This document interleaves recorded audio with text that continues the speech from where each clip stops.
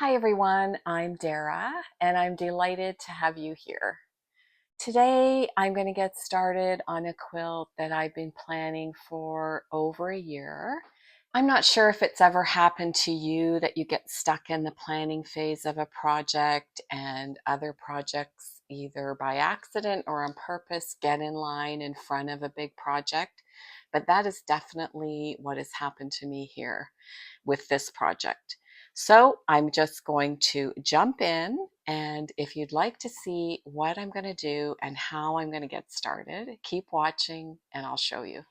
So this quilt is for my friend, and she's a retro lady like me, and she loves these forest green and pink color scheme and burgundy from the late 80s and early 90s. And this fabric came from a thrift bunch that my daughter had got when I was working on her quilt. So there's a fair bit here. Maybe this is called a fat quarter, I don't know. But this has kind of been my starting point. And then as I've gone through the last year or so, I've thrifted some coordinating fabrics. And they're mostly pillow shams. And this little pillowcase with a piece cut out of it. And then as I was trying to pick a pattern or a scheme for this quilt, I picked up this and this in the last couple of weeks or so. So originally I was going to do a pattern called the Picnic Quilt, and it's a free pattern on YouTube by a lady called Elizabeth Ann Can Sew. And that's what I was getting hung up on, because I thought if I expanded it from the baby quilt size to a queen size, it was going to be too busy. And then so I thought, okay, well, I can resize her pattern and make it with 12.5-inch blocks. And since I decided to do that, I've kind of been stuck. I haven't been able to move on. So I think what it is these hourglass blocks are intimidating me. I even colored some in to see. That's the 9 patch and that's the hourglass, to get an idea if it was going to work. And I'm just, I'm ready to let go of this pattern. So what I'm going to do is stay with my 12.5-inch block because I have the ruler, and I'm going to substitute this block with just solid 12.5-inch blocks with my big prints here. And then I'm going to work on 9 patches with my check and my floral print. And I'm just going to hope for the best. And if I think I can do 8x9, which is 72 blocks. And if I can't, I'll do 7x9 maybe, which is 63, and then piece together a border. But I'm just going to trust the process, start taking apart my pillow shams, and my, this thing here is an apron. I'm going to take that apart, start pressing and starching my fabric, and get going on this quilt.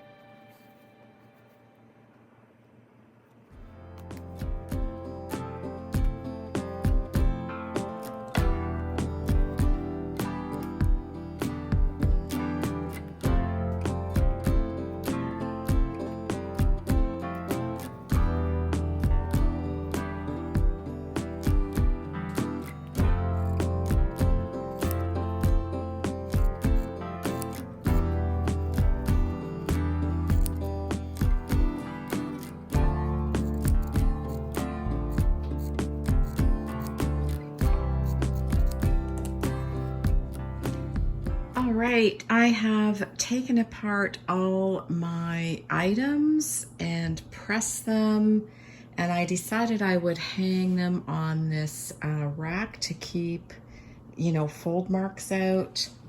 This is the apron. It actually had tons of fabric in the ties, and so did that pillow sham, had tons of fabric in the ruffle. This is what my floor looks like after picking out all those bits. And this is what's going in the garbage. And I've got this bucket here for, you know, just tiny little bits and pieces that I'm gonna keep. And these two pieces I'm gonna leave out unless I'm desperate. So I'll just keep that to one side just in case I need to scrounge something from there. Okay, I've got all my 12-inch blocks cut, as many as I can in a full piece from my fabric, and I'm gonna need to do some piecing. So I'm gonna get that done next. So let's see, I'm thinking, so this is bigger than I need, which is okay. But I was thinking originally so that I could keep the integrity of my seams that I would do it like this, but I think I need to scrounge fabric. So I'm gonna go like this and cut on that side, and then I'll have a bigger piece to scrounge. So.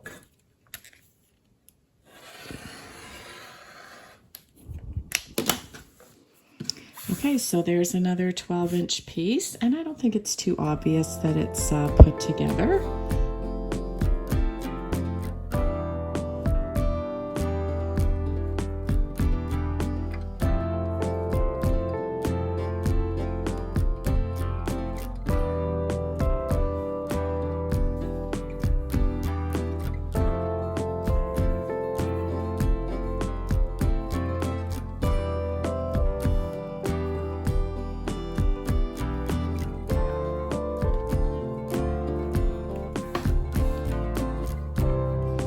All right, I am finished playing chicken with my fabric to get my 12.5-inch blocks. I did have to do quite a bit of piecing, and most of the piecing is just like this. So it's not too bad, but I thought I would show my worst ones. There's this one, I think it's 12 pieces. And this one, I've already forgotten how many, but this corner is way more piece. Like, look at that little tiny piece there. So, I mean, that's more seams than anything, but it's what I had to do to make it work. So I have had to alter my plan a little bit here. I've had to eliminate this row of blocks because I could only get 32 blocks. So I think that might be better because I'll be flanked by the solid blocks in all the corners. So maybe it'll be okay, but I'll have to figure out a border. Totally gonna happen when I'm done. So the next step is the 9 patches, and I did do a test block on the 9 patch, and I do think it's quite pretty. So now the next thing that I have to do is cut I'm not gonna do strip piecing. I'm too new to do that, and I don't have any spare fabric. I don't even really probably have enough fabric. And I think I need 31 of these 9 patches. And I've got one, I'm gonna use my test block. So I've calculated that I needed 120 of these to go in all 4 corners. And let me tell you, this last batch of 10 is really pieced.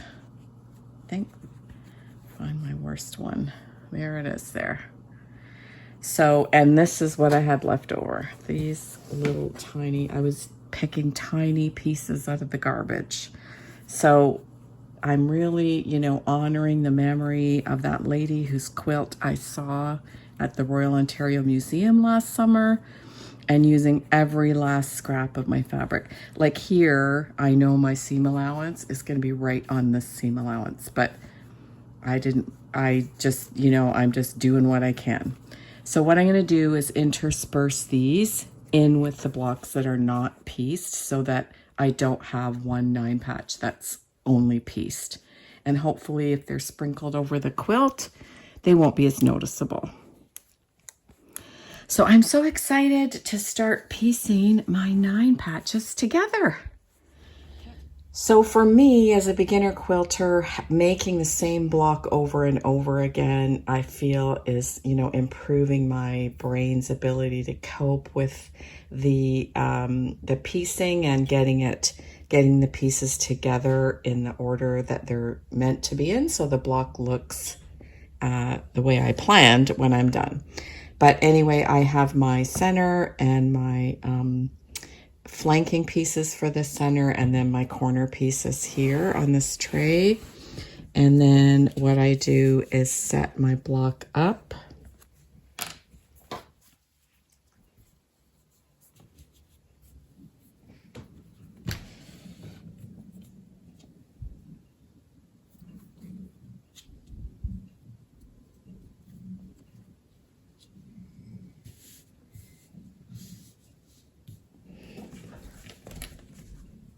And here are my pieces that are pieced. So I'm trying to incorporate one in each of the blocks that I make so that they're scattered across the quilt and not all concentrated in a few blocks. So there's my setup. Now I'm going to sew. And I got this method from a lady. Her channel is called Elizabeth Ann Can Stitch. And obviously it's not strip piece because I'm using salvaged fabric, and also strip piecing is, I think, a more advanced technique. So I'm going to sew this to this, this to this, and this to this in a chain fashion. Then I'm going to cut this from the machine, and these will still be on my table, and also that, and then proceed as the same way as I cut each one from the machine, and then they'll come off in order. But I'm going to film from a distance to see if that demonstrates it a little more accurately.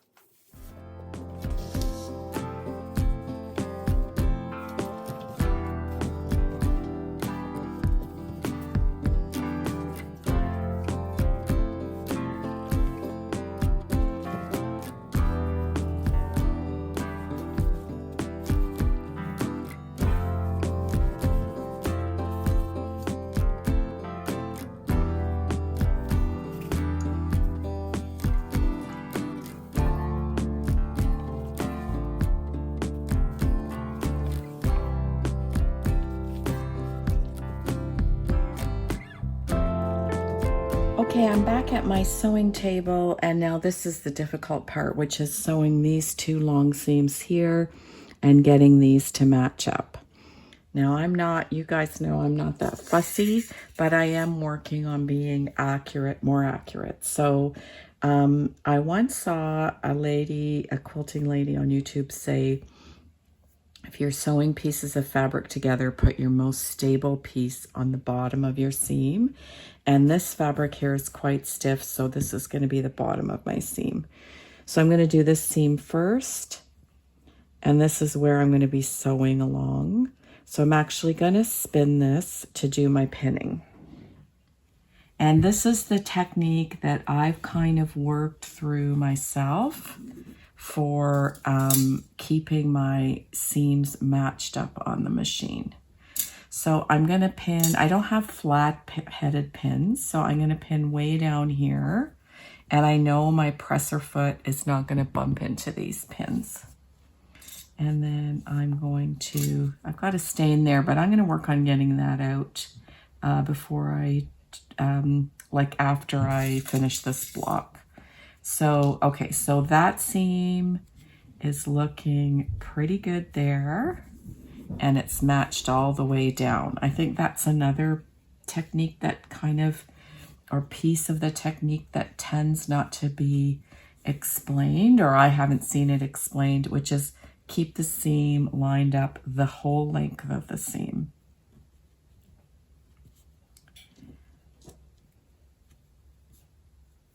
And when I pin, I'm only going through the 2 layers. I'm not pinning on the seam allowance because I've found that distorts it. So I'm going to pin down here too, because I want my whole piece to stay lined up on the machine. And then this middle seems to be the most vulnerable, so I'm putting an extra pin. So I've got my pins in this little lid here so that I know if there's any left over, I'm missing one on this configuration. So now I'm going to sew here. I'm going to turn it this way and sew this way on the machine. Okay, I'm going to try and demonstrate the machine part. There's 2 things I'm going to keep in mind while I'm sewing. I'm going to resist, it's hard for me, but I'm going to resist the temptation to adjust as I go along. I'm just going to sew because I find that if I adjust as I go along, things get out of alignment. The other thing I'm going to do is resist the temptation to speed through the seam. So I'm going to go at a steady pace, and I'll cut it. I'll use a thread bunny at the end, and then let's see how we go.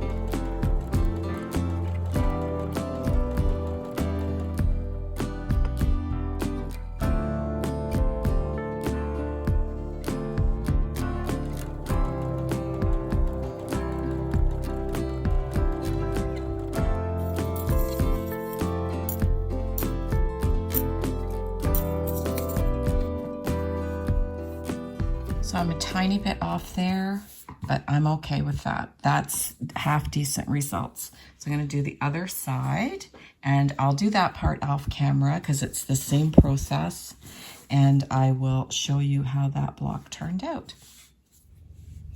Here's my block, my completed block, and here is the seam I just did. And then there's the seam that I did with you guys. So this corner isn't, perfect, but man, it's close. And I am I'm a little bit mad that I didn't get that stain out before I used that piece, but I think I'll be able to get it out. And I'm really I've got a little issue with my cutting here. So, you know, that's what happens using salvaged fabric. But I'm thinking that these 9 patches are turning out really nice. So I'm going to keep going one at a time. I'm not in a huge hurry. I would like to get this quilt done, but I also want it to look nice. So, and I don't have any fabric to spare, so I need to be careful and take my time. So here I go to keep going with my quilt. Okay, I couldn't stand that stain that I found while I was filming, so I've washed this one block by hand and took some sunlight soap to it and scrubbed it out. So it's not completely gone, but it's certainly a lot less obvious. So happy about that, and I'm going to keep going with the rest of my blocks.